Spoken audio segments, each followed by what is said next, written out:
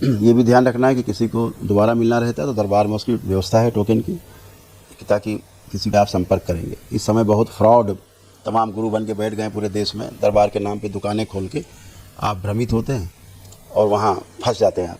पैसा भी जाता है, आपके पुण्य भी छीन हो जाते हैं, जो दरबार के पुण्य हैं वो भी नष्ट हो जाते हैं और उसकी गंदगी आप में प्रवेश करती है, जिससे आप जो आपके साथ फ्रॉड करता है और फिर आप टेढ़े मेढ़े हो जाते हैं और आपका भी नष्टीकरण होता है। उसका तो जो नष्टीकरण बेचारे का होता है हो ही रहा है, लेकिन आपका भी नष्टीकरण तत्काल शुरू हो जाता है, पुण्य पूरे ही छीन जाते हैं।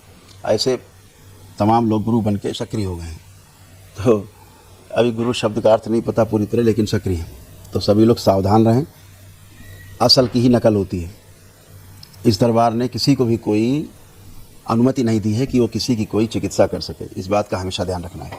किसी को भी अनुमति इस धरती पर नहीं है कि दरबार की ओर से कोई भी दरबार की ओर से चिकित्सा कर सके, किसी की भी। सब नकली, सब फ्रॉड और अपने रोग कष्ट और भोग बढ़ाने के साथ साथ दूसरों के रोग कष्ट और भोग बढ़ा रहे हैं। परिवार के लोग मरेंगे, तड़पेंगे, स्वयं मरेंगे, तड़पेंगे, उनके परिवार के सदस्यों में सब स्मृतियाँ जाएंगी, गंदी संदी नकारात्मक स्मृतियाँ एक दूसरे की, और परिवार तबाह होने लगेगा। धीरे धीरे पूरा परिवार तबाह होने लगेगा। धीरे धीरे धीरे करके समस्याएं आप में बढ़ेंगी, उससे बढ़ेंगी। हमेशा मैं कहता हूं कि स्मृतियां जो है स्थानांतरित होती हैं, बात करने से, मिलने से, छूने से भी स्मृतियां ट्रांसफ़र होती हैं। ये भी बार बार बताया गया है कि जो भोग है वो 6 प्रकार से तय होता है, 9 प्रकार के भोग, लेकिन 9 प्रकार के कर्म के अनुसार भोग 6 प्रकार से बिल्कुल सीधे सीधे तय होते हैं। बोला जाता है कि मनसा वाचा कर्मणा कृतकारित अनुमोदित।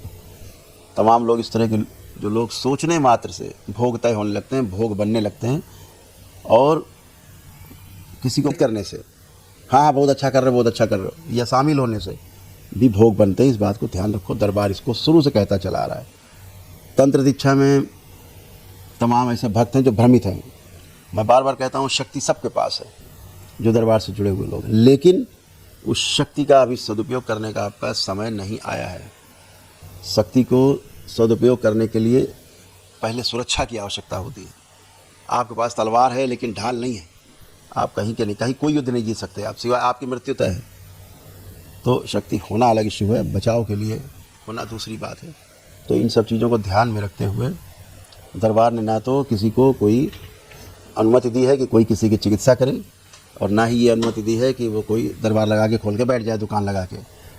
ये संकल्प है सभी का। जो भी लोग कभी दरबार अनुमति भी देगा तो सब चिकित्सा पूरी की पूरी निःशुल्क होगी, एक पाई का भी लेन देन का नहीं होगा।